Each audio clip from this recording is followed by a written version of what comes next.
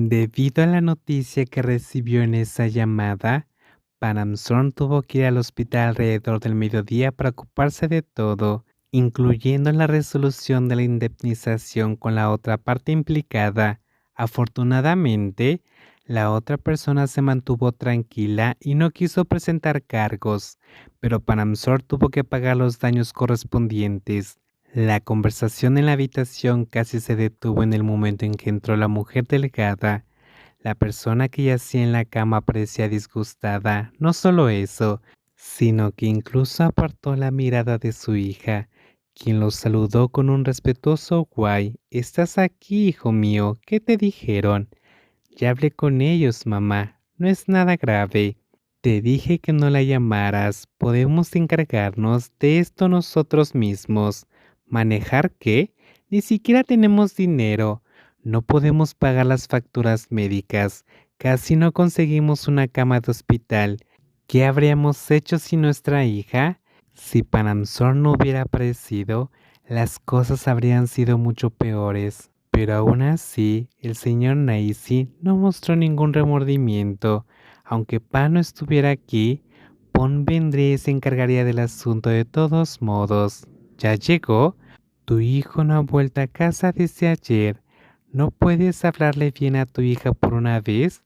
Reprendió la señora Cauta a su marido en voz baja. ¿Por qué debería hablarte con amabilidad? Por su culpa. Hemos pasado vergüenza. Mírala. Se escapó para alquilar un apartamento de lujo y vive ahí sola, dejándonos atrás en esa casa vieja y estrecha. Ya basta. Solo conseguimos esta habitación de hospital gracias a ella, y todavía la culpa es a ella. Puedo dormir en cualquier sitio. Nunca le pedí ayuda.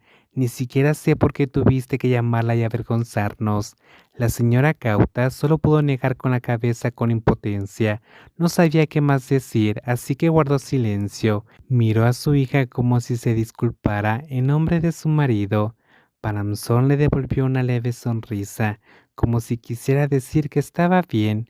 Antes de que la situación pudiera empeorar, la puerta se abrió. Un hombre alto con uniforme caqui completo entró con paso firme, seguido de una joven con uniforme de instituto que pronto llevaría uniforme universitario.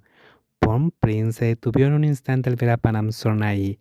El joven asintió levemente cuando su hermana lo saludó con un respetuoso guay, pero la menor, Prim, no hizo lo mismo con Panamson. Pasó de largo y se dirigió directamente a su madre, como si no la conociera en absoluto. ¿Por qué llegas tan tarde, cariño? La señora Cauta preguntó al ver que ya había pasado mucho tiempo. Prim debería haber llegado al hospital 2 horas antes. Estaba estudiando con mis amigos, mamá. Eso está bien. Estudia mucho y consigue un buen trabajo en el futuro. Mira a la hija de la tía Porn. Oí que trabaja de enfermera en este hospital. Tú también deberías estudiar mucho, Prim.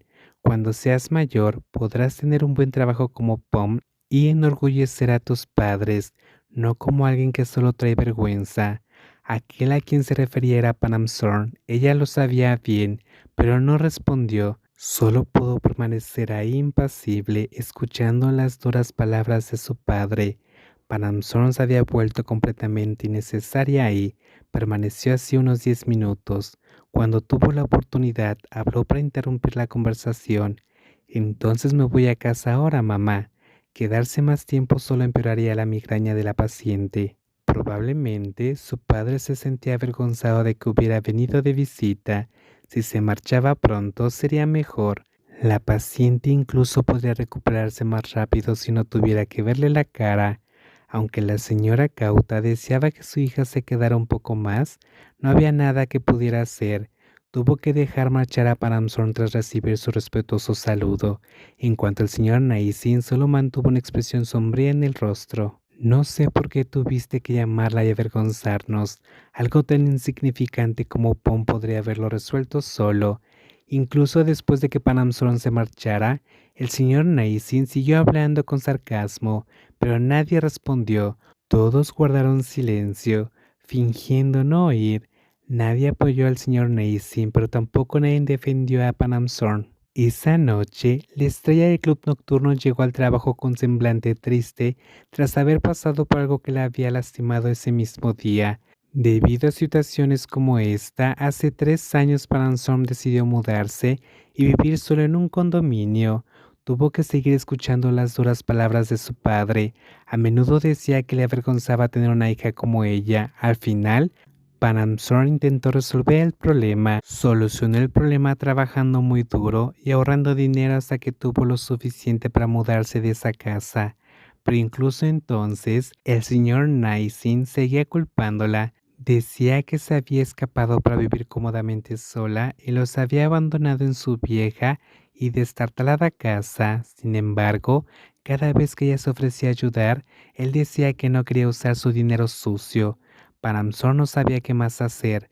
Últimamente se había mantenido alejada de casa. Al menos que fuera necesario, intentaba no involucrarse.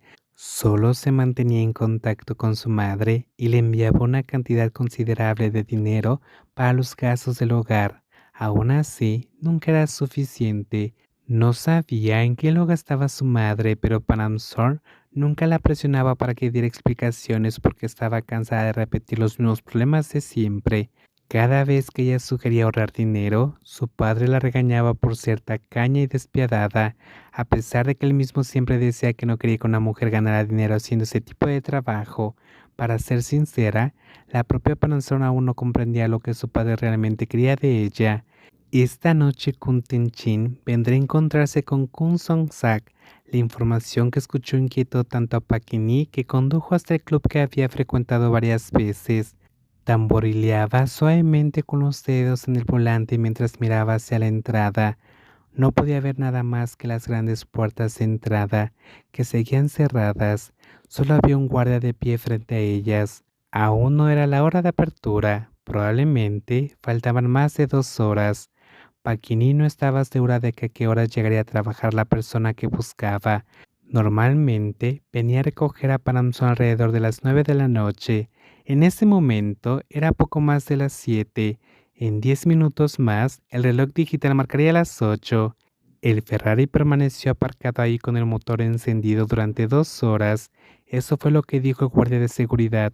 Aunque Paquini intentó aparcar en un rincón apartado, el precio y el lujo del coche eran imposibles de ocultar. Se veía a 100 metros de distancia. Mucha gente no sabía de quién era el coche ni por qué estaba aparcado ahí.